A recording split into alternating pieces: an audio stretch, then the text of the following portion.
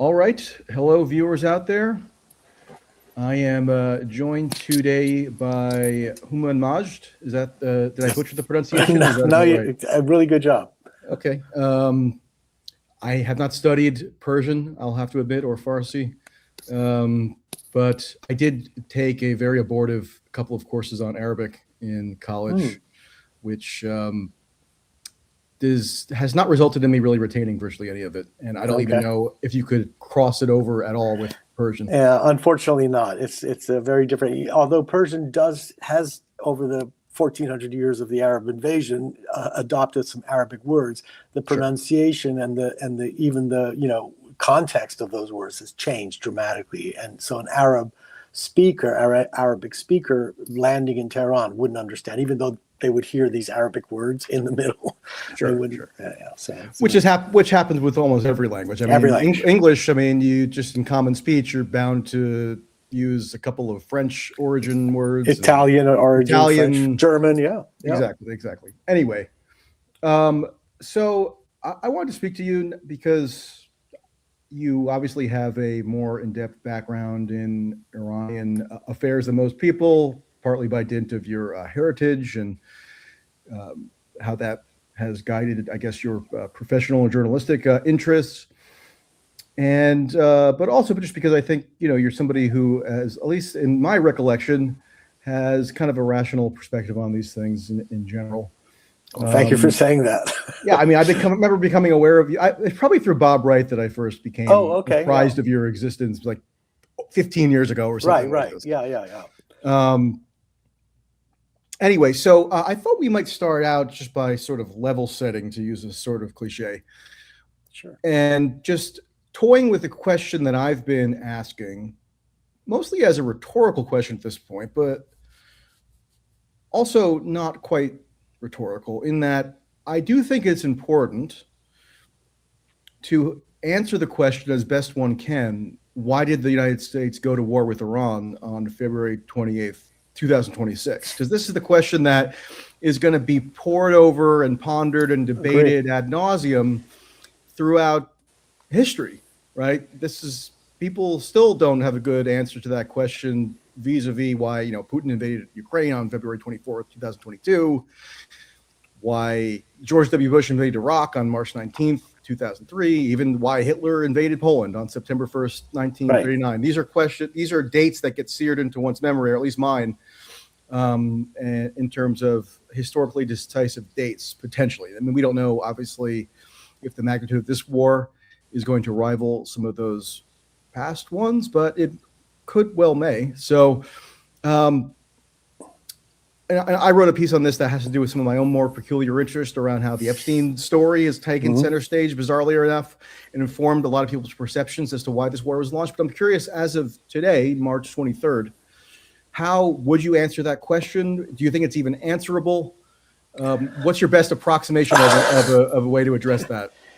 I'm not sure it's answerable. It's interesting. New York Magazine has a piece today saying, nobody knows why the war started, and it makes an argument for why nobody knows, including the president himself. It's, I don't know, hubris. Being high on the Venezuela kidnapping of the president and that regime adjustment. I call it a regime adjustment, not regime change.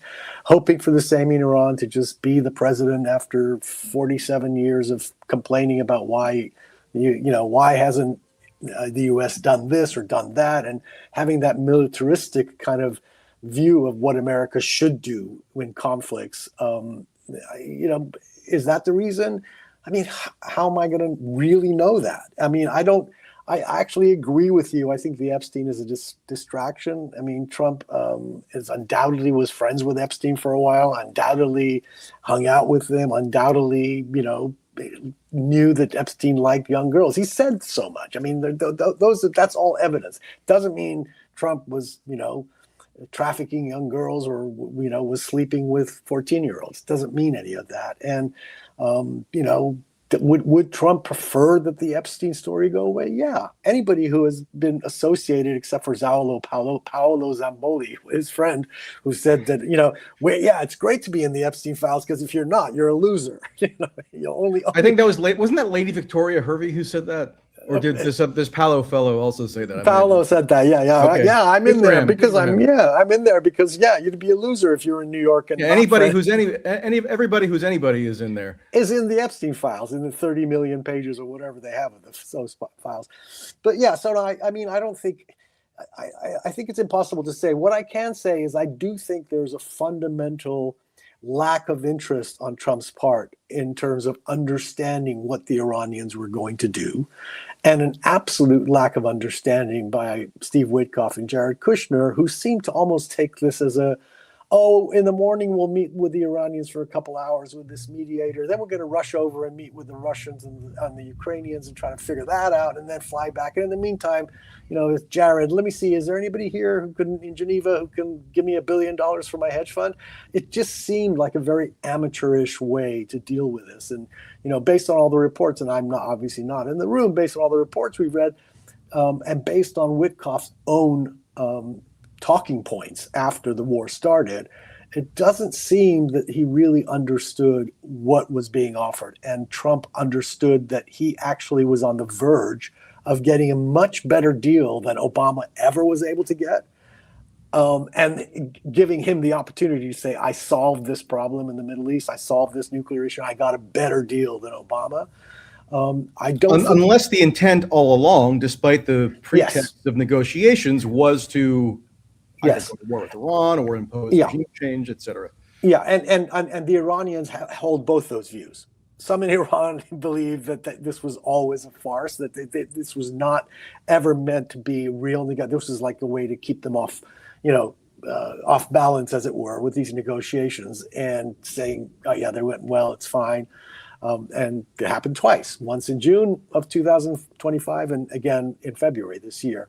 But there's also people who believe, inside Iran, believe that it was a big mistake to agree to negotiate with two real estate guys with no other experts in the room, just the two real estate guys, basically. Yeah, I took part in a public debate in May of 2025, and the topic was Trump 2.0 so far. So as of May of 2025, and one of my points, I was taking the anti-Trump line, which is sort of ironic for me because I used to be accused of being anti-Trump because I didn't care for the Russiagate narrative. So it always kind of fluctuates back and forth in terms of what my depiction is. But then I was taking the more antagonistic line toward the Trump record as of 2025, in the second term anyway. And I was pointing to, at that time, an abundance of evidence that did strongly indicate that those nominal negotiations ahead of the 12-day war, as it's now called, were in fact pretextual. Because first of all, Trump, shortly after assuming office, declared a time-limited ultimatum. Yeah. I think it was 60 days at that point. Yes. For Iran to essentially capitulate. Right. To give over to what Netanyahu had clarified, and he was working in conjunction with Trump at this point, and still is, was the imposition of the Libyan model on Iran. Right. Meaning permitting the United States, perhaps with Israel, or even just the U.S. alone, to come in and oversee the destruction of Iran's state nuclear capacities, which it's inconceivable that even the most quote-unquote dovish political actors in Iran would ever agree to that. Yeah. Because it would be like the self-infliction of like a national humiliation at the direction of this, imperial power from the other side of the world, right? Yeah. So they were setting up a debate framework whereby the only tolerable resolution from Trump's perspective would be this totally untenable outcome. Yeah. Yeah. And yet, they can still do this song and dance of negotiations to claim, once military action is launched, that they tried to negotiate, right? They tried to take a diplomatic route, and Iran was so obstinate that they had no other choice. And that's almost exactly verbatim what Trump and Netanyahu ended up doing in June of 2025. And that's carried over to today. So my view is that the evidence shows almost unassailably that these negotiations were in fact pretextual. So that leads one to then surmise that it's an ideological conviction on Trump's part, to the extent one can discern any ideological convictions that he possesses, that some sort of military confrontation with Iran was desirable, and that's what he was going to pursue. But one of the difficulties in actually trying to identify any coherent motive as to why the war was launched on February 28th is that, unlike, say, the invasion of Iraq in 2003, the impetus for the war is really all about whatever is bouncing around inside Trump's addled brain on any given day. Like, there's no structured policy process, as far as anybody can tell, especially in the second term, that you can divine like kind of fragments of evidence from. Whereas in 2003, right, there was a pretty lengthy lead up to that war that involved a much more conventional policymaking process with the State Department, the National Security Council, the Pentagon. There had been testimony given to Congress in anticipation of a war. There had been at least attempts, or ostensible attempts by the Bush administration to get the UN backing. Yeah, absolutely. We're going to the Security Council. They had gotten an authorization for use of force in Iraq a few months prior, in October of 2002. So there was a lot more information to potentially base an assessment on if we're trying to understand why it is that Bush ultimately did decide to go to war on March 19th, 2003. But even then, it's still debated to this day, like what the reason was that the war was launched on that particular day. But now it's even more opaque. It's even more sort of indecipherable, because it all comes down to like Trump's own personal proclivities, his own personal sort of impulses. Yeah, I agree with you, Michael, that the evidence is pretty much on the side of what you were just saying, that this was he was going to go to war, because once you say you've got to capitulate and give up everything, complete and utter surrender is what I think his words at one point. Iran, has unconditional surrender. Unconditional surrender. Although he did declare that during the 12-day war, and that didn't result in the unconditional surrender. It didn't, but then he also claimed that it's been completely obliterated, so it doesn't matter. Unconditional surrender doesn't matter. Hyperbole. That's the rhetorical style that Trump debuted, Trump theorized in The Art of the Deal. Which is actually worth reading if we're trying to get an understanding of what his governing philosophy is, unfortunately. But except that was written a long time ago by a ghostwriter who was interviewing him, and today his brain is probably at a third of the capacity that it was back then. And compare clips of him speaking today with clips of him speaking in the first term. Yeah. It's like Biden redux. It's not maybe quite as extreme as Biden, like losing his train of thought constantly and muttering, but it is noticeable.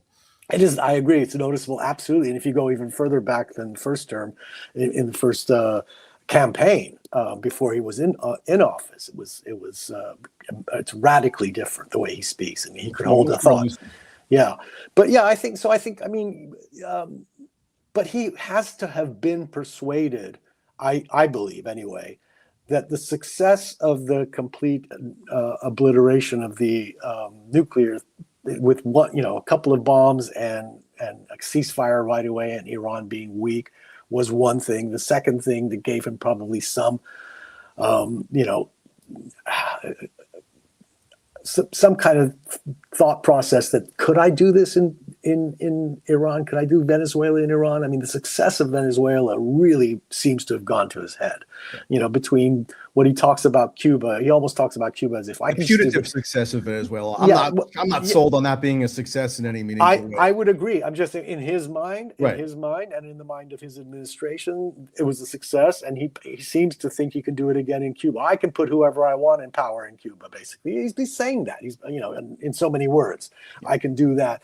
And wanting to do the same in Iran, sure, he would have done exactly what you're saying, like keep the negotiations going. So, I tried that, but these guys are, they're obstinate, and they don't come through in negotiations. So we just had to do this, thinking that this is going to be relatively easy. Now, in his first term, he did have some advisors who I wouldn't say stood up to him, but really were kind of somewhat more forceful than the ones he has now. He has people now the adults in the room, like Mattis, McMaster. Tillerson. Rex Tillerson is first who said, "Listen, this nuclear deal's working. I don't know what you want to do." I was just reminded of this today. I had forgotten, but Mattis, while he was still serving as then defense secretary, they changed it to war secretary now, although it's not a statutory change, so it's not formal. But that maybe gives you a little bit of insight into like what the Seth-run Pentagon is like. If they made this whole, splashy show of wanting to change their name or title to the war secretary or war department. But I had forgotten that Mattis gave testimony to Congress in fall of 2017, where he also reaffirmed his view that the United States should remain in the deal. Yeah, I mean, the thing, we and some of those people accepted that the sunset provisions in that deal were troublesome, and if that's something that was bothering Trump, that should be addressed, not just tear up the deal. But that's past history. But yeah, I mean, I think, going back to the original question, why February 28th? Why 2026? I don't know that we're ever going to really have a proper answer for it, except that Trump is Trump. Right now, the bigger question for me, because like you say, historians will argue that and debate it for generations. And all these dates in history, including I'll add it, October 7th. Why did Hamas do what it did in the way that it did do it? What has that caused? I mean, forget about just the numbers of dead, but let's forget about Israel's position in the world and how it's going to be perceived in the long-term future. We can go to December 7th, 1945. There you go. One after another. But I think now the bigger question is, how does Trump... Sorry, 1941. I'm talking about 41. Pearl Harbor. Yeah. How does Trump get himself out of this thing that he's gotten himself into? Does he want to get out of it? It appears that he does, or does he want to get the stock market to go up this week while he tries to think about what to do? Again, talking about the adults in the room, he has, in the second term, as we know, surrounded himself by people who are terrified of him, will never say no to him. And if they do, know that they'll be, I call it nomified, Christy-nomified. You're out. I'm waiting for Tulsi to get notified because... Well, please don't hold your breath. I think one way, we'll get to a more forward-looking assessment of the current state of things. But just to kind of dwell for a moment on the origins of the war, I think one way of looking at it might be to take ourselves back to the 2024 election, right? So Trump wins. He wins more decisively than he had won in 2016. Yeah. There's no question about popular vote versus electoral college. Right. He did win all the quote swing states, as he still likes to remind us. Yes. And he also won in areas that trended almost drastically Republican in a way that would have been difficult to fathom. So just one quick example: Passaic County, New Jersey, not a major swing state, right? But he won this trending Latino county in New Jersey, and he had the best margin for a Republican in New Jersey since 1988 with George H.W. Bush. Mm-hmm. So, just one little data point. So he's riding high in terms of his political capital. He's probably got more political capital after the 2024 election than he's ever added in his entire career as a nationally prominent political figure. Meaning he's unconstrained, pretty much in terms of how he can set up his administration, who he can appoint. They did this whole maybe feint around Matt Gaetz potentially becoming the attorney general. But aside from that, he gets everybody that he wants, including people like RFK Jr., who would not have been conceived as somebody who could become the Secretary of the Health and Human Services. So, and then what does he decide to do?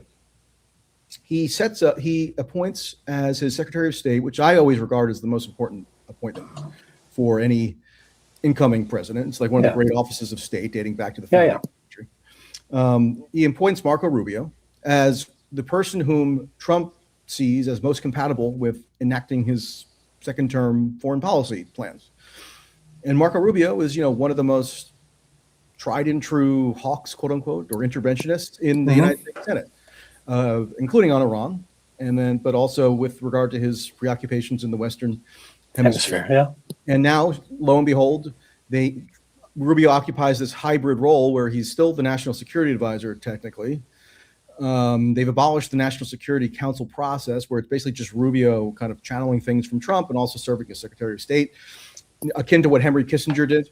Yeah. And with Nixon and Ford, but Rubio, I would argue at this point probably is more influential than even Kissinger was in terms of his day-to-day. Oh, I agree. Yeah. President. Yeah. Who does he name as his then defense secretary? Now they've rebranded it to war secretary, Pete Hegseth, and that seemed to come out of left field, right? Because he's a Fox and Friends weekend host. Yeah.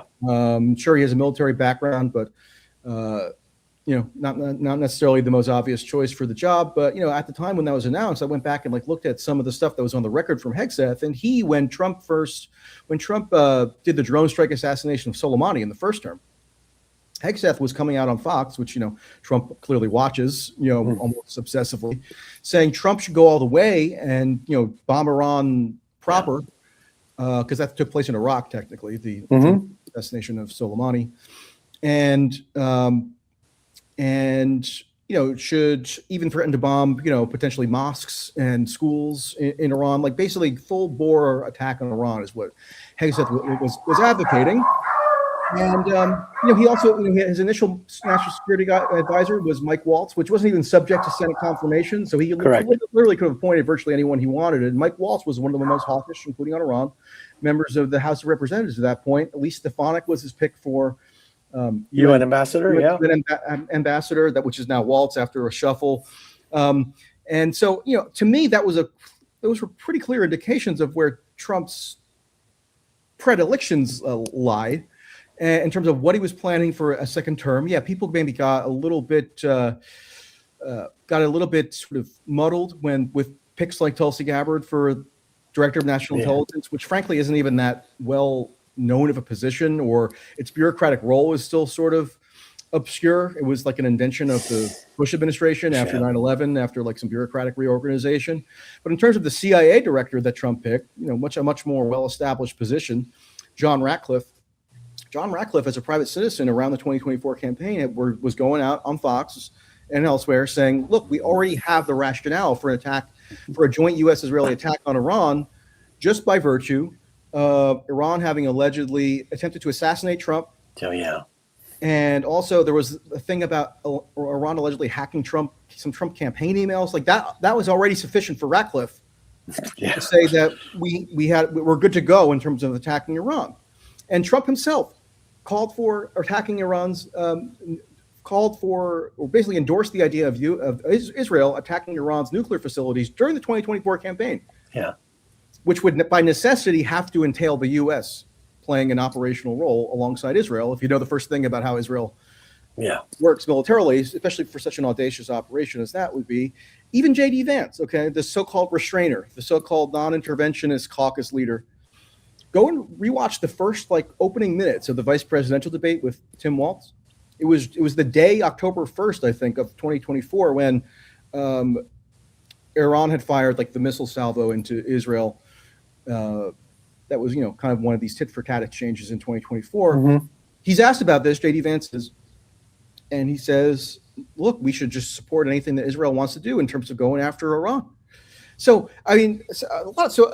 which is all just to say, a lot of people seem bewildered or befuddled that this could come about. To me, and I wrote this during the 12-day war, this is all hugely telegraphed as something that Trump really does want to do. It's not a huge mystery. So why did he launch the war on February 28th? Because that's what the record shows that he clearly was trying to engineer a pretext for doing, and he has now in fact done. He's certainly happy. He's certainly been happy to do it. Obviously, even if you didn't believe it before the 12-day war, you saw that he's happy to use force the way he did. Does he want an extended war though? Did he expect an extended war? That seems less likely. He's even talked about how Venezuela is that's easy. I could do that in Cuba. We could do that in Iran. We had some guys we were looking at, but they're all killed. I mean, there's all this but the Iranians back in 2020, in 2024, were thinking, well, we don't really know Kamala Harris. Biden experience hasn't been great for us because he had every opportunity. He promised to get back into the JCPOA. That was a big failure. They just kind of dropped the ball as far as the Iranians are concerned. It just sort of fizzled out. I mean, there were fizzled some out. tentative attempts. Yeah, and then October 7th happened, Right. and then the focus of the Biden administration was 100% on Israel, Gaza, not on Iran, and not on making a military alliance with Saudi Arabia. Yeah, exactly. Meaning a treaty alliance. Treaty akin alliance, to yeah. what the U.S. has with Japan. That's what Biden was pursuing as an extension of the so-called Abraham Accords. Abraham Accords, exactly. So then, by the end of the 2024, the Iranians were going, well, Trump is a deal maker. He keeps saying he's a deal maker. He's a deal maker. We can deal with deal makers. We know how to deal. We know. He's not really ideological, right? He's transactional. He's practical. He sat with Kim Jong-un after all and called him. He said we fell in love. I mean, can he fall in love with an Ayatollah? They exchanged love letters. Love letters, yeah. So they got that there wasn't that ideological kind of hatred. The Iranians didn't sense that, and they understood that he likes strong men, and so. Can we make a deal? So I don't think that, from everybody I talked to at the time, that they were not like, oh my God, Trump's coming in, he's gonna go to war with us. And then the initial, like you say, the beginnings of these talks was like, okay, he's sending his absolute favorite guy, the guy who was on the golf course when there was an attempt to kill him, as his negotiator. Obviously, this is a guy he really trusts. Witkoff, I'm talking about, obviously, yeah. And Jared gets sort of like grafted on later. I'm not later on, yeah. But initially it was Witkoff. So now we are basically talking directly to the president not through the State Department, not through this. This is a guy who just can pick up the phone any time of day or night to the president and say, "This old real estate buddy of Trump's from Manhattan and South Florida." Exactly. So for the Iranians, you could understand why they were like, okay, let's get into these negotiations. They felt burned by the 12-day war. They understood that it was, or they at least thought that the ones I spoke to, including regime insiders, that it was Israel that decided to do this, not Trump. That's what they thought. And then Trump closed it down and did the bombing and took credit for it, took credit for the ceasefire. I honestly don't think either. Maybe they were just being stupid, the Iranians, but they really did not expect this to happen on February 20th. I'm pretty confident they did not expect this to happen. They had considered from the beginning, even when the Iranians were here for the UN in September, and I got invited to a couple of these meetings with journalists, with the president of Iran and foreign minister of Iran. They always said after the 12-day war, we don't trust America, we don't trust Israel. There could be a war at any time, and they were preparing for that. But whether they expected this going back to, why February 28th, I don't think they did expect it. They, obviously had been prepared for it, had been prepared for decapitation of levels of their leadership. And as we see, we're in the fourth week of the war now. Yeah. So, it was right around that time during the UN General Assembly meeting in New York. Mm-hmm. I can't remember if it was just before or just after, but it was when basically the UN snapback sanctions were kind of officially reimposed at the urging of Rubio. Yes. Which, if people aren't aware, those are the snapback. They're called so-called snapback sanctions, meaning the UN authorized sanctions that had been held in abeyance through the Iran nuclear deal beginning in 2015. Correct. And, had been a long time sort of Republican almost campaign plank to get those reinstituted. Reinstated, yeah. The 12-day war was sort of a trigger for doing that, which meant that the European countries and also China and Russia were now back on board with these internationalized sanctions against Iran rather than the unilateral ones imposed by the U.S., which are technically not lawful under international law to begin with.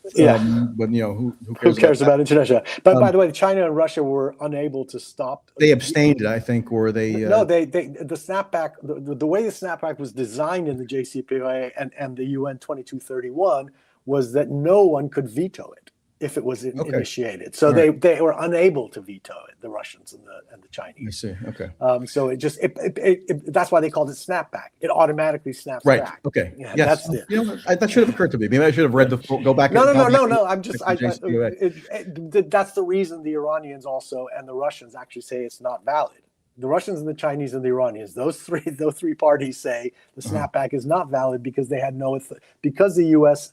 is in violation of the deal, tore up the deal, and the Europeans are in violation of the deal and haven't remedied their violations.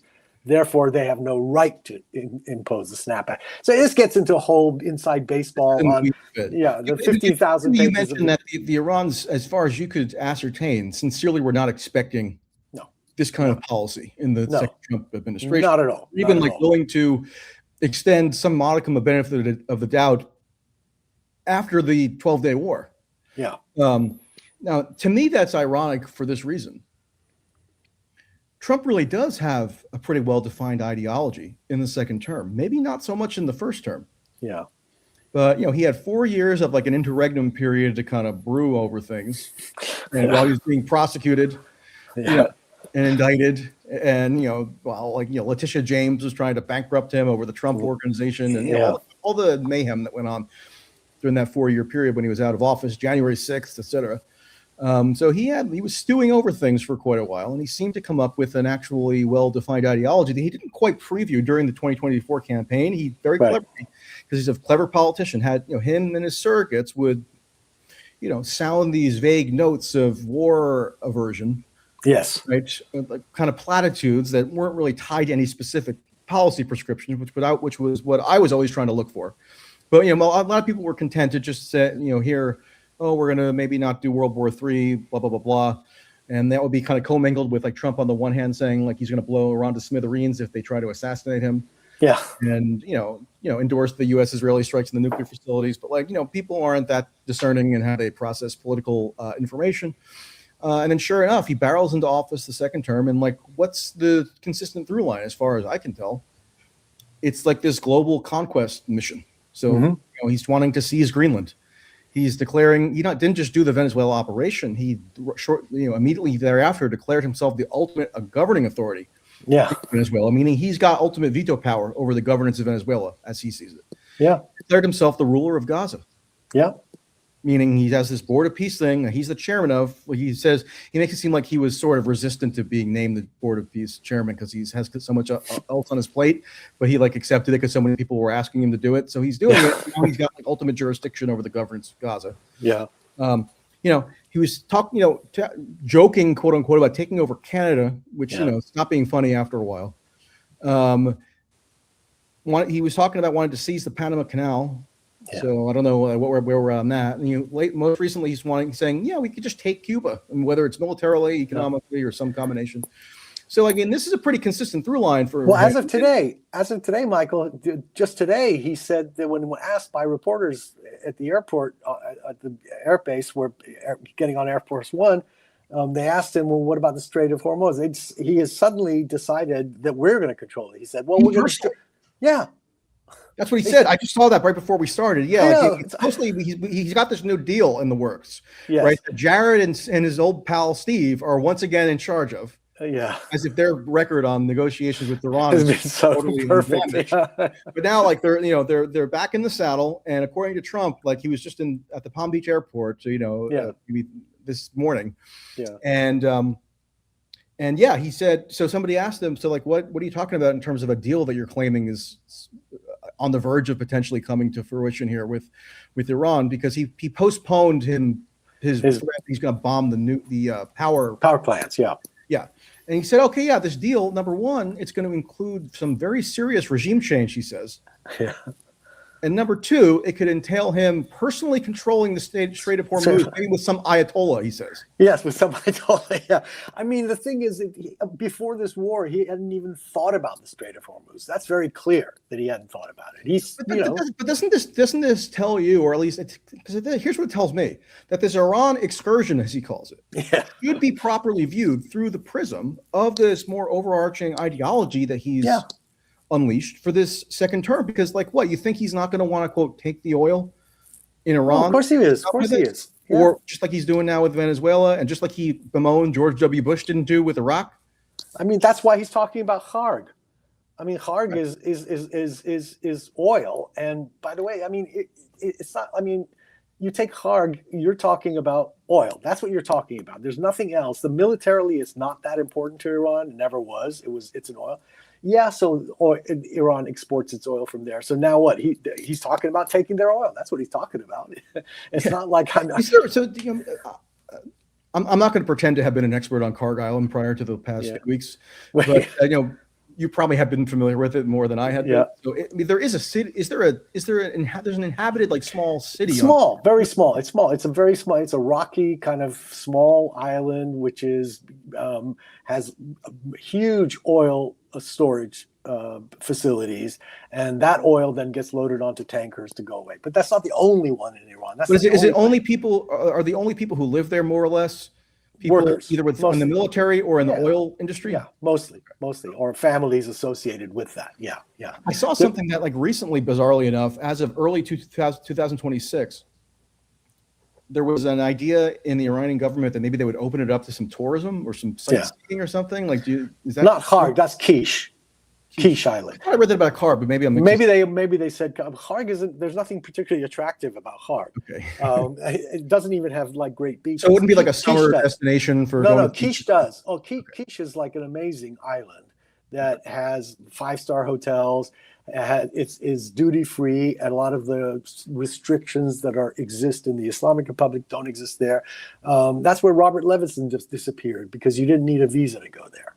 Of all the Iranian. For what it's worth, this is on Wikipedia and it's sourced to some publication that I'm not familiar with, so it could be totally wrong. But it says, according to the Iranian Ministry of Tourism and Cultural Heritage from 2026, tourists could obtain a special permit from the government upon application, which would include detailed documentation of the intended visit, and tourists would need to be accompanied by an approved guide at all times. So that is with respect to Harg.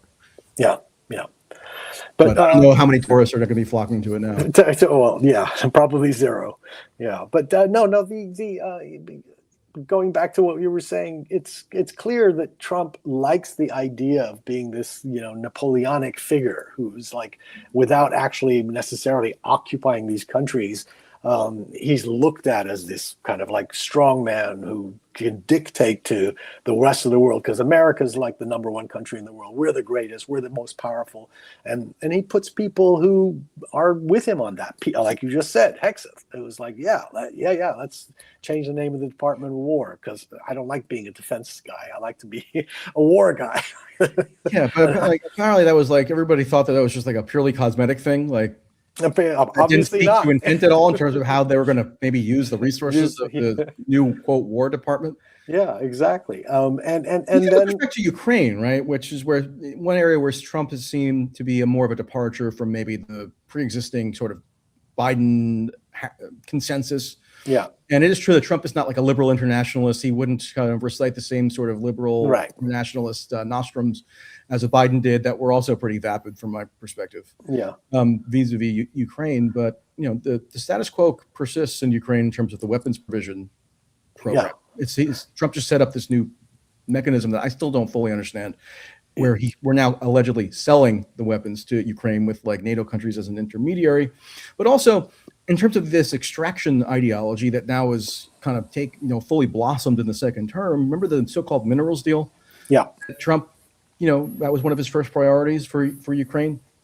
That was, one of the first iterations of the deal, and I'm not sure what it's going on with it with any precision right now, but one of the first iterations of it was that essentially the U.S. would become almost like a quasi-colonial possessor, or Ukraine would become like a quasi-colonial possession of the United States, because the United States would now be granted ownership of Ukrainian natural resources and also physical infrastructure like ports, and refineries, and so forth. So you can even extend this ideology of like kind of conquest or extraction into Ukraine, where it's maybe a little bit less clear cut.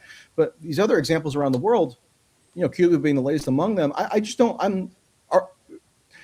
Do you sympathize at all with my befuddlement that nobody really seems inclined to see this Iran excursion through that lens at all? In part because like a lot of people are obsessed with saying this is all about Israel, 100% unwaveringly. Or Trump was deceived or tricked, manipulated by Bibi. Yeah, I think Bibi saw in Trump someone that he could potentially have some influence over. But no, I think Trump is perfectly happy to do this. Would he have done it without Israel knocking on the door? Not just with Trump, but knocking on the door when Trump was in his first term as well. And all the time when he was out of office. Bibi would meet him and talk to him when he was out of office, when Trump was out of office. So, I mean, no, he didn't. I don't think that Israel dragged him into a war. I agree with you that he was inclined to do this. He saw Iran. And also, look, look at all the people in the Senate. Look at, you can argue that FDD and Mark Dubowitz and those guys are doing Israel's bidding, but they're still Americans. They're sitting in Washington, and they've been promoting this, to the Republican Party. They obviously couldn't promote it to the Democratic Party, which basically didn't listen to them. But they're promoting to the Republican Party that Iran is this threat, not just to Israel, our ally, but is a threat to the region, a threat to our hegemony. Right. And our hegemony is what it's about. And like other think tanks in D.C., which are ardently pro-Israel by constitutionally. Yeah. I think they view the American national interest, and I've always disagreed with this. Yes. But they view it as interchangeable with the Israeli interest because they view Israel as like an outpost of American hegemonic power or primacy. That's why it's not that complicated ultimately. No, it's not. And Israel has the reason they're the outpost is proof that they are the outpost is they have the most advanced weaponry that isn't sold to other countries and given to other countries that America gives to Israel. So it is an outpost, absolutely, and will continue to be. That's not going away. Although still not a treaty ally technically, unlike other countries. Yeah, but almost because it doesn't need to be. Yeah, true. Almost because it doesn't need to be. Whereas, with Saudi Arabia, it needs to be. Right. But I think that it's befuddled. I'm not befuddled. I think people just want to come up with an answer as to why. And there are easy answers. And the easy answer is either Epstein, Israel, getting food. Which go hand in hand. And also people see Epstein as like he was first and foremost an Israeli intelligence asset, a Mossad asset, and who was running a honeypot that ensnared everybody from Trump to Bill Clinton to Bill Gates to including Israeli prime minister, including Barack. But no, I think it's just convenient and it's easy. And also, if you want to think of Trump as a doofus, kind of like a idiot, perhaps smart politically in some ways, but an idiot when it comes to foreign relations. Oh yeah, he can be easily manipulated. I mean, you had Lindsey Graham saying that he went to Israel every couple of weeks to coach Bibi Netanyahu on how to persuade Trump. But I think sure, but Lindsey Graham was the first member of the U.S. Senate to endorse, like 2.5 years before the fact, Trump's third election campaign. Yeah, absolutely. So did Lindsey Graham do that because he felt that his foreign policy priorities were inconsistent with those of Donald Trump? Probably not. No, and that's not because maybe some people want to just believe that Trump is a total idiot, but I think more relevantly, especially in terms of the right-leaning commentary that were supportive of Trump on kind of like fallacious grounds, meaning that he was this anti-deep state crusader who was going to end all the wars or something. Yeah. I think mostly they want to almost preserve this image of Trump as this like perpetually manipulated little angel who, if allowed to go by his own devices or to do his, enact his own like pure-hearted instincts, he would not be doing what he's now what he's always perpetually being manipulated into doing. I think that's the Tucker Carlson interpretation, or Megyn Kelly, or some of these other people. Yeah, and actually, Joe Kent, who resigned last week. Yeah, in his resignation letter, he also repeats this idea that he feels that Trump was deceived by Israel. Yeah. So at what point is like Trump like? Again, I keep repeating this phrase that I think maybe I coined, but I don't know. It doesn't even matter. You can have it if you want. At what point is Trump the primary agent of responsibility here? Apparently never. Yeah, according to a lot of those people. Yeah, but I mean, I think there is this element that Trump doesn't like to read. He doesn't like have long meetings and things. He wants like 2 or 3 sentence explanation. And I think that's what Witkoff was giving him. That's what the Iranians think Witkoff. So Witkoff goes on television 2 days after it goes on Fox News, a couple of days after the war starts, and says, it was an imminent threat. I sat across from Abbas Araghchi, the Iranian foreign minister, and he was boasting to me that they have enough enriched uranium for 12 nuclear weapons. So of course, Araghchi goes on NBC and says, that's not how it happened. I was explaining to Witkoff that everybody knows we have 440 kilograms of 60% enrichment. That's public knowledge. Witkoff did say that he read quite a bit on the subject of nuclear enrichment and all the other technicalities associated with like nuclear policy, but I don't know if he did it. I don't know if did he produce a book report for his class. I'm not sure. No, I think he was given a couple of sessions at the State Department to brief him.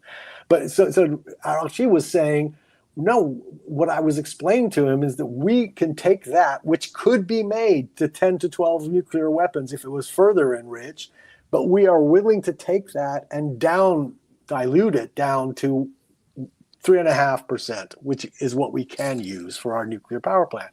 And so he was arguing that Witkoff on television, this is the Iranian foreign minister. I'm not saying the Iran foreign minister is always telling the truth, but Witkoff is always lying. But there does seem to Aragachi. Araghchi, yeah, there does seem to be some, space between what the two believe they said or heard in Geneva 2 days before the war. So if indeed Witkoff comes back to Trump and says, yeah, that meeting did not go, the Omani foreign minister says, this is great. Iran has offered this, has offered that. It's offered to dilute this highly enriched uranium, flies to go see J.D. Vance in Washington. In the meantime, Witkoff is telling Trump, yeah, it didn't go so well. They're threatening to build 12 nuclear weapons. Mm-hmm. I mean, if that's real, I mean, I'm speculating because I'm not in the room, obviously, but we certainly, based on what they've been saying on television, which is always some propaganda involved anyway. Witkoff doesn't want to be blamed for going to war. Obviously, he doesn't want to be like, oh, I fucked up. I'm sorry. Excuse my language. Feel free. Let loose. Yeah, I'm sorry. I really screwed this one up. I gave Trump really bad advice, and he went to war, resulting in the deaths of 2,000 Iranians and 13 Americans, by the way. Right. So far, one thing I wanted to ask you about in terms of the messaging coming out of Iran at this point, and believe me, I don't want to get too derailed into any kind of Epstein rabbit hole. Viewers might know that I have a bit of an idiosyncratic perspective on that issue, but it's in terms of what the Iranian government's messaging has been that's been tailored to Western quote unquote audiences or English speaking audiences through various, it seems like professors with the University of Tehran. Go on Marandi, Professor Marandi, and there's another one whose name escapes me now. But primarily this Professor Marandi. Marandi's the most, because he's fluent in English. He's American. He was born. But he's constantly on the sort of independent alt media circuit, but he goes on some also more mainstream media. Piers Morgan, for example. Piers Morgan. He was on Channel 4 in the UK. Probably been on other stuff that I'm not, immediately aware of. But he's everywhere, right? He's like, he's constantly, and I think, he's gaining a lot of traction in terms of his profile. He's, he's constantly being showered with praise by some of these more alt media, hosts that do have a lot of followers. Mm-hmm. And immediately when the war launched, and even in the lead up, he started talking about how, fundamentally this war should be understood as a confrontation between the quote axis of pedophilia, that's a direct quote, the U.S. and Israel, I guess, and the axis of resistance. And he's saying this is the Epstein coalition. It's the Epstein class. Epstein class. Your version of it. He'll say Epstein regime, Epstein coalition. U.S. soldiers have died to protect pedophiles, essentially. So help me understand a little bit better where this. I mean, I think I can kind of infer, but from your perspective, where does this talking point come from? It's gaining a lot of currency, it seems like, among critics of the war in Western, in the U.S. and Europe, because, they're sympathetic with Iran, which, was the target of a war of aggression by classically, international law terms. And so they're kind of absorbing these talking points. And also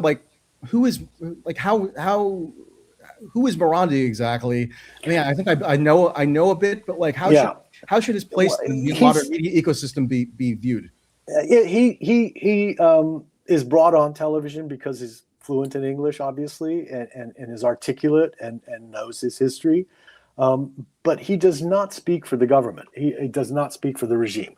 Never has, really, except for that brief period when Ibrahim Raisi was the president and in the Biden administration, and Biden was negotiating with Iran, and he became an advisor to the Iranian negotiating team and would be like their media advisor, just like his father's the doctor. The reason he was born in the U.S. and grew up here until he was 15 years old, and why his English is so good, is because his dad was doing his residency in America as a doctor, and first his education, then his residency, and then when the revolution happened, they went back to Iran, And he actually joined the army and when he was like 16 and fought in the Iran-Iraq War and was gassed by the Kurds, by the Saddam Hussein.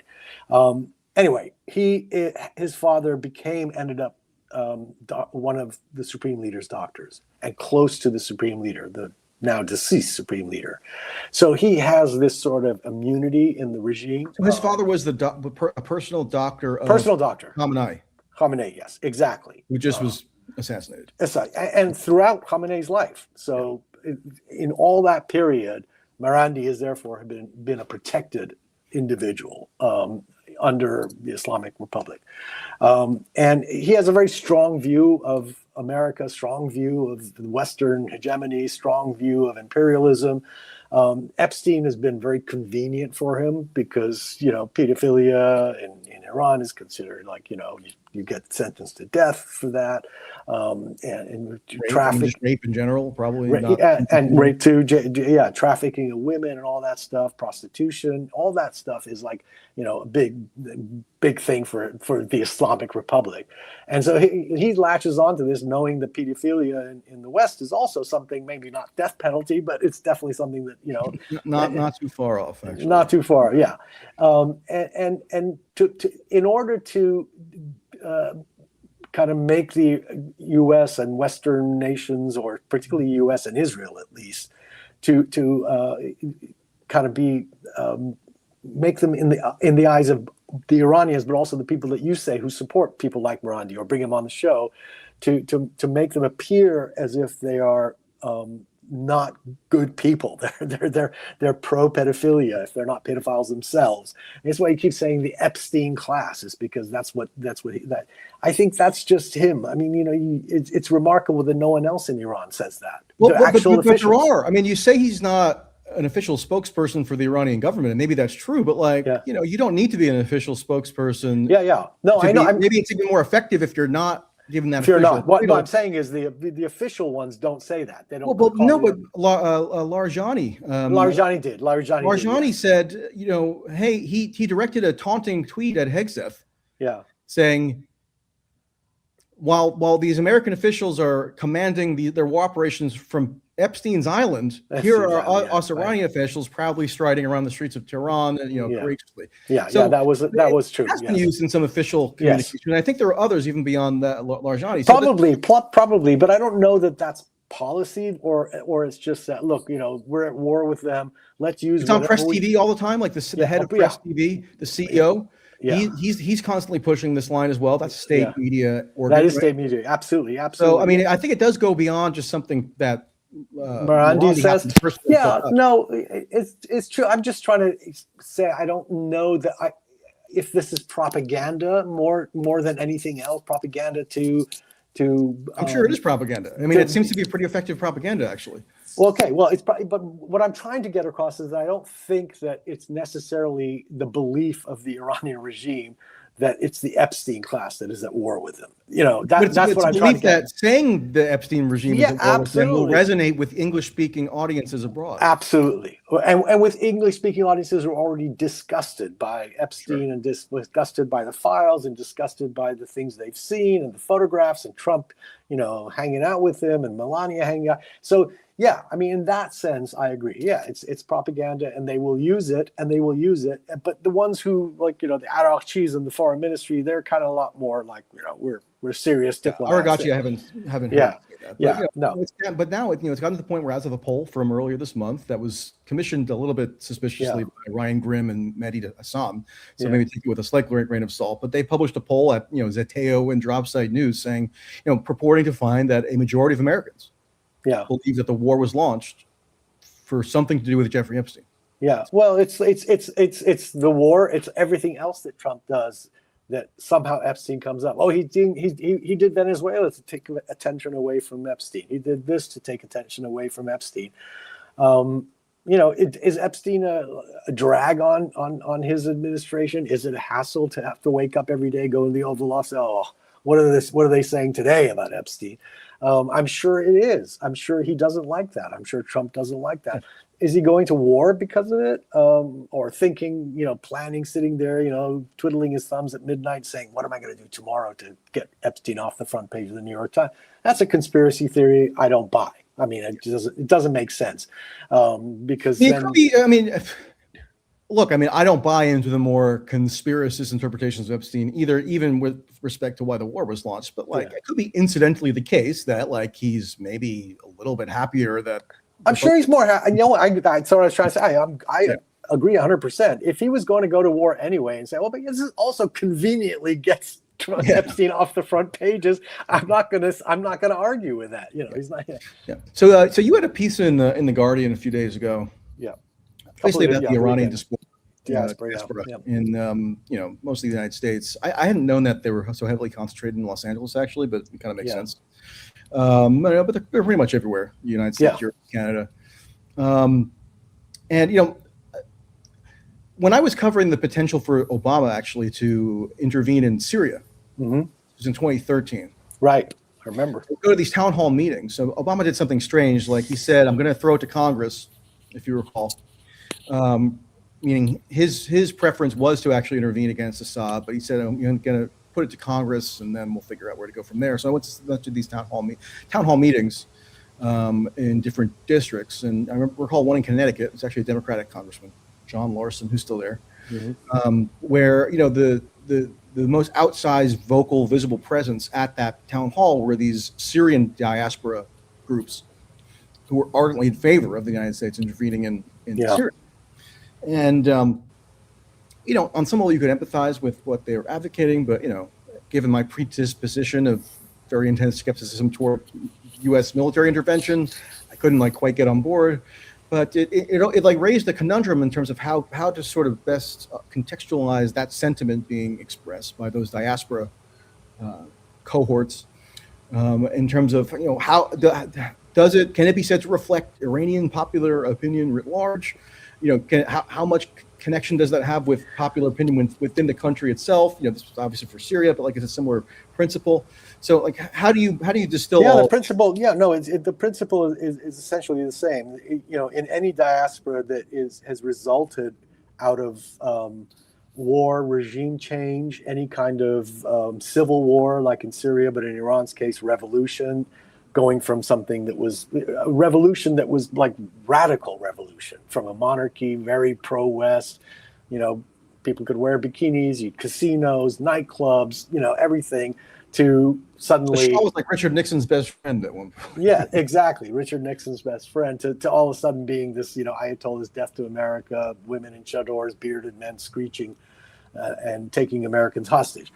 So in that kind of situation, the diaspora is going to be, you're going to find, as you did in Syria, as you do in any situation like that, the more economically successful diaspora, the ones who are not kind of, scrubbing toilets to make a living in the West, they're going to be like, yeah, we should go in and, please help us go in and take back this. Some of these people, correct me if I'm wrong, might have had their assets expropriated. Oh yeah, absolutely, including people I know. Absolutely. Not unlike the Cuban diaspora. Not unlike who don't like the revolution from 1959 because their assets were expropriated. In many cases, the assets were taken. In many cases, they believed that they had a life, and their children believed that their parents had a life that was going to be a very successful life as a businessman, as a professor, as whatever. That was, ended by the revolution or at some point during the revolution. And then they have to now, own a dry cleaners on Beverly Boulevard in Los Angeles. It's kind of like, I'm a working stiff now, or you start working as a taxi driver, then build your way up into becoming a, owner of a small business or open a kebab restaurant or something like that. The indignity of it all, if you're a middle or upper middle class. So those people are like, yeah, if you can go and get my property back for me, if there's a war that overthrows this regime, yeah, they're in favor. If the Shah's son, the former crown prince, Reza Pahlavi, is saying, I'm going to go back to basically what it was, and I'm going to have good relations with Israel, we're going to have good relations with the rest of the world, the economy is going to be great, we're going to be make Iran great again. I mean, Lindsey Graham made hats that said MIGA, and he gave one to Trump. So, I mean, that idea resonates for some Iranians. And by the way, quick note on Pahlavi. Pahlavi. Yeah. So I attended the Munich Security Conference in 2023. Oh, you did? Yep. Oh, 23. Okay. So a few years ago. Yeah. But one thing that stood out to me was that was the first year where the conference made a decision not to invite any sitting representatives of the existing Iranian government, but instead invited Pahlavi to give like a panel as a stand-in for as the rightful ruler, I guess, of Iran. So that seemed to be like an early indicator to me that there was some kind of consensus congealing even within Europe, across the transatlantic alliance, let's say, toward regime change in some fashion. No, and he was there this year as well. So I think the Germans are out front on this issue more so than the United States. Donald Trump has belittled Pahlavi and said he doesn't think he's, appropriate. He's not the right guy to. Although Witkoff did meet with him. Witkoff did meet with him, yes, but so far Trump has not met with him and has not endorsed him in any way. And he's attending CPAC later this month. He is attending CPAC. So he does have a lot of supporters. I mean, the thing about the opposition to the regime, both inside and outside Iran, is that he's a very visible name. He's the Shah's son, and he's been in opposition to the regime for 47 years. Not very active these 47 years. His real activity started in the Mahsa Amini protest, the hijab protest, women life freedom protest in 2022 or 23. That's when he really became this public figure. And the other opposition group is the MEK. And which is often called a cult yes. Originally a Marxist cult of some kind. Islamic Marxists, Marxists. Which is a fascinating ideological. And they were active in Iran before the revolution. They supported the revolution. Where you had all kinds of American political figures from like Rudy Giuliani to Bolton, even some Pompeo. Democrats. Like I remember Bill Richardson went. Others would go to their annual conference in Paris, right? Yeah. So those two, I mean, they have practically no support inside Iran. They have some agents in Iran. And they were prescribed by the United States government for it. Yeah, they were. Maybe 2012? I think it was, it was before, it was in Obama's term. I think Hillary Clinton was the one who actually, before that, delisted them as terrorists. So they're not really a practical group to think of as replacement for the regime. So Pahlavi is the only one, but he has an organization outside of Iran.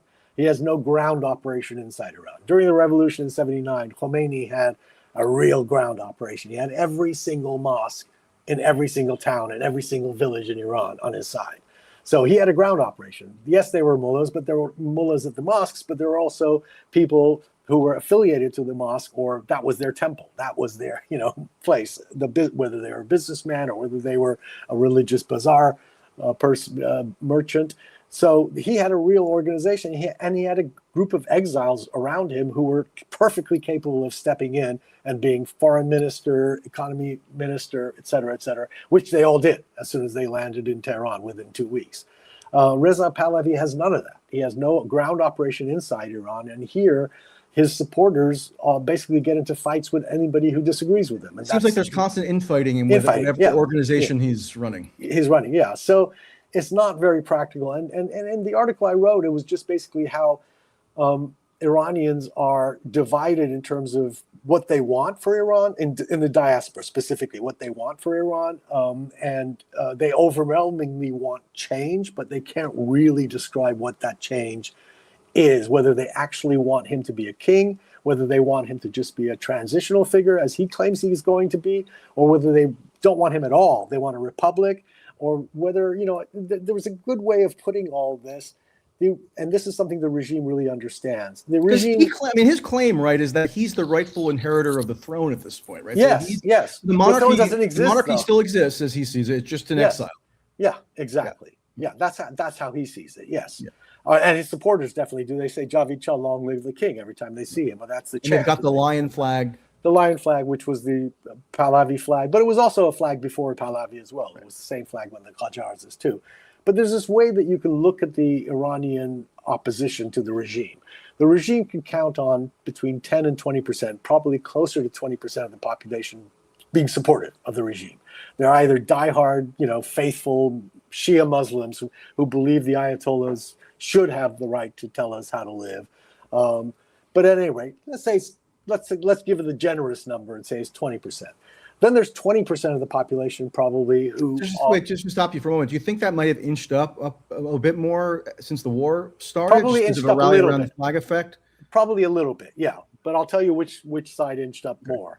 Then there's 20% that are diehard anti-regime people who are actually willing to go out on the streets and protest. And that's a big number in a country of 93 million people, right? 20% is it. And they're out on the streets, and some of them are even willing to die. Not all, some are willing to die.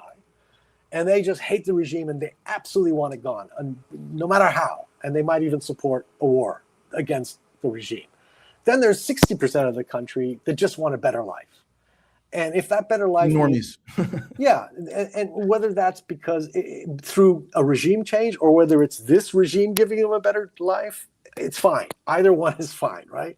So the regime relies on that 60%, and that 60% is probably growing more because that 60% is taking away some of the diehard anti-regime for that rally around the flag, saying, look, we didn't expect our oil depots to be bombed, our power plants to be bombed, our oil fields to be bombed, the school children on the first day. Yeah, school children to be bombed. We didn't expect any of that. Our buildings last night, Israel actually went out and said we're bombing infrastructure in Tehran. I know for a fact because I talked to family. There were bombs all over Tehran last night, overnight, going off over. So it's like, this is not what we expected. Even if we thought, oh, maybe this will bring about the change in regime, if Khamenei dies, the supreme leader dies. And Trump has said things that seem to impugn like the entire country of Iran. Yes, exactly. He doesn't even bother with this like nominal distinction between the quote regime. No. We're going to obliterate them. We're going to obliterate the country. They're all evil. Stuff like that. He said stuff like that. Yes. So so when you have that situation in a population, that's inside Iran. I'm not suggesting that's with the diaspora. The diaspora doesn't have 60% or like just want a better life. They already are living here. So they already have their lives here. But Iran, they really do want a better life, and the economy is terrible, and people can't make ends meet. In part due to U.S. sanctions. In large part. Yes, there's mismanagement. Yes, there's corruption, but in large part due to sanctions and the inability of the Iranian government to overcome. As Tulsi Gabbard used to inform us. Yes. Meaning that she would, I think, correctly always say, and I covered her very closely. I knew her well personally. Yeah. She would always point to the sanctions regimen as part and parcel with a larger regime change strategy that she was castigating Trump 1.0 for pursuing. As we wrap up here, I don't want to take too much. I appreciate it. Yeah. Just a final question. Like, I'm always a little bit hesitant to do forward-looking projections or quote predictions because that's always like a parlor game. But just I'll give you my broad perspective on like what we could maybe anticipate going forward here, and tell me if it jives with yours. It seems like when Trump came out the first day and called for regime change, like that was the objective, right? That seems to be like the only real viable outcome here from the U.S. and Israeli perspective. So even if we get to a point perhaps where like some of the more intense bombing dies down a bit, or even if there's like a temporary ceasefire, like Pandora's box was opened on February 28th. And I just don't see how this gets like wrapped up in any kind of neat way, such that again, like even if like a week or two, there's a temporary cessation in the hostilities, how does that resolve the situation? Like, we have, apparently a new supreme leader, although he hasn't been seen in public, who is reputed to be more sort of hardline than his father. I don't know how true that is. It's just like the popular notion.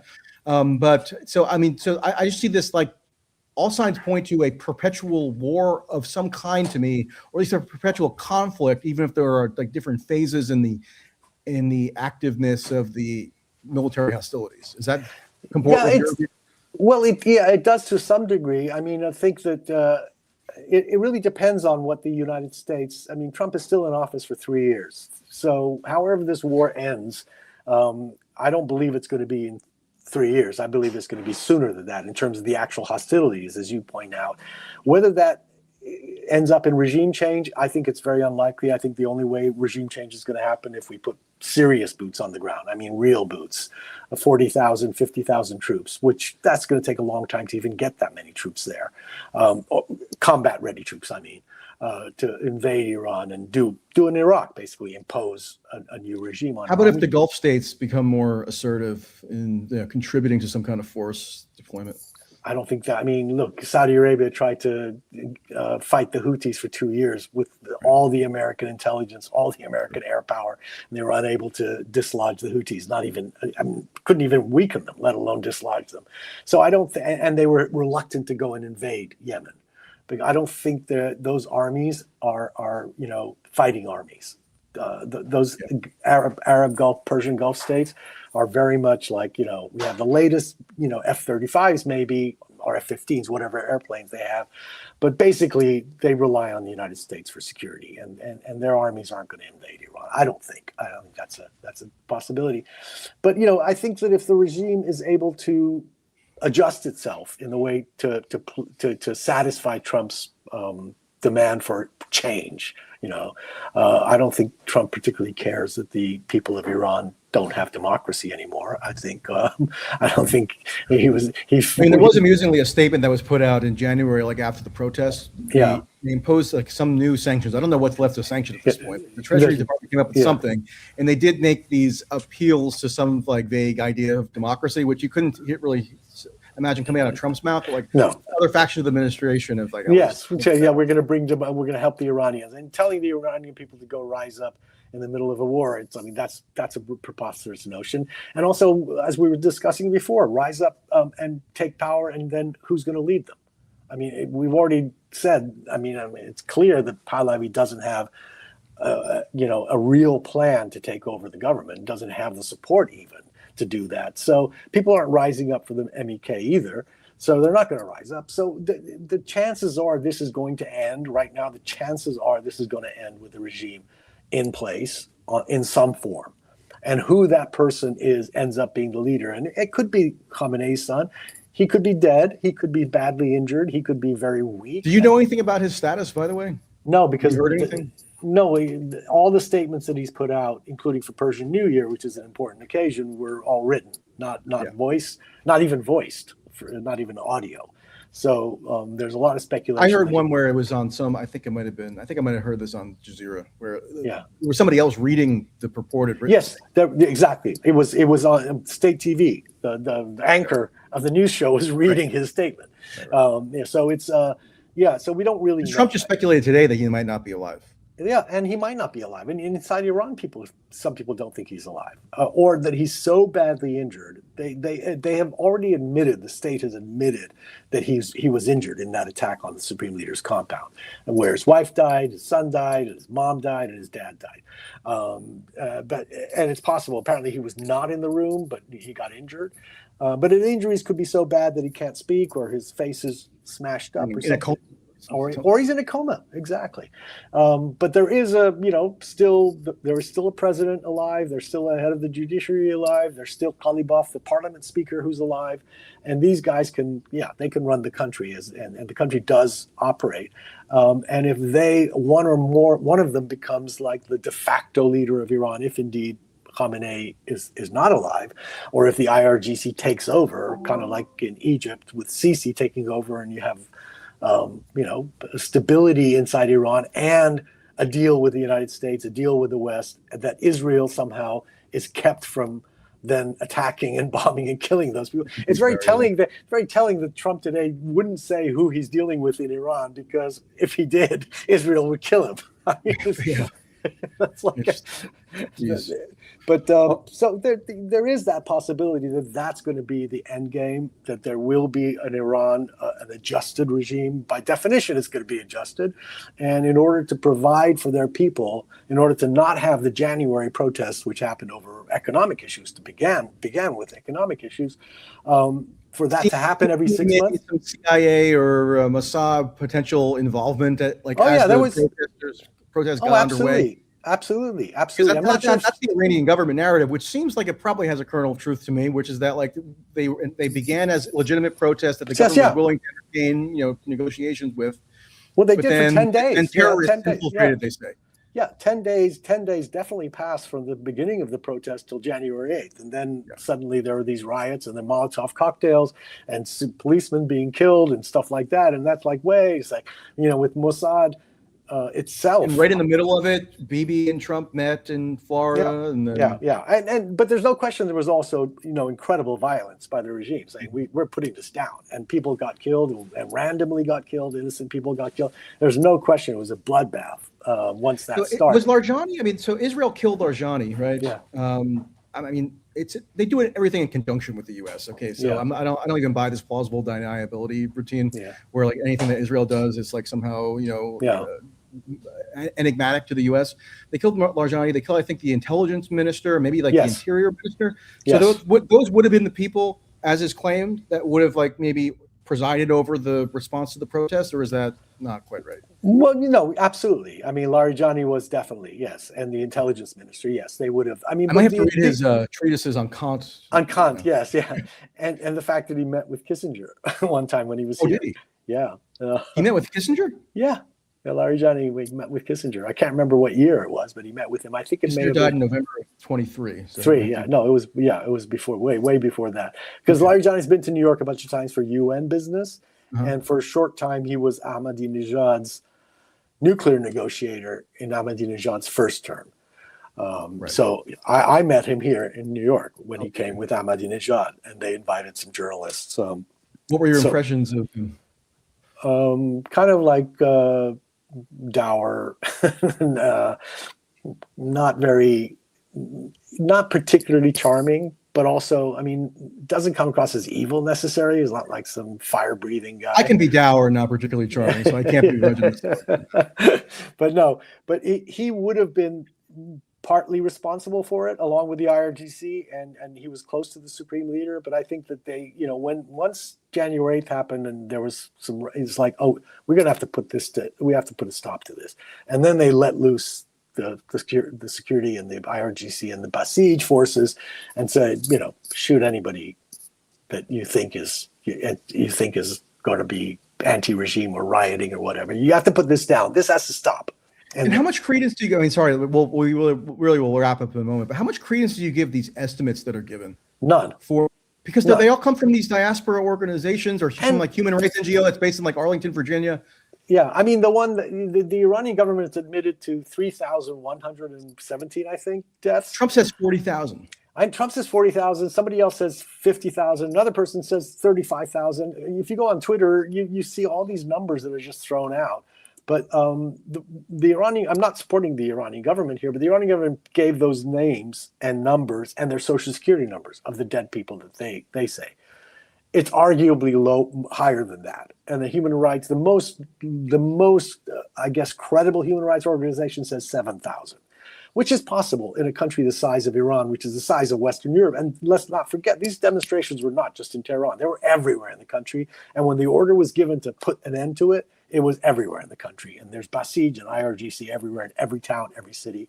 Mashhad is like 3 million people. Tabriz is 2 million people. Isfahan is 3 million people. I mean, so to kill 7,000 people, and they're saying potentially more. But throwing out numbers, I don't know where they get those numbers from. There is no credibility to those They get numbers. them from these NGOs that are subsidized by some obscure faction of the yeah. And then suddenly like, oh yeah, 40 years.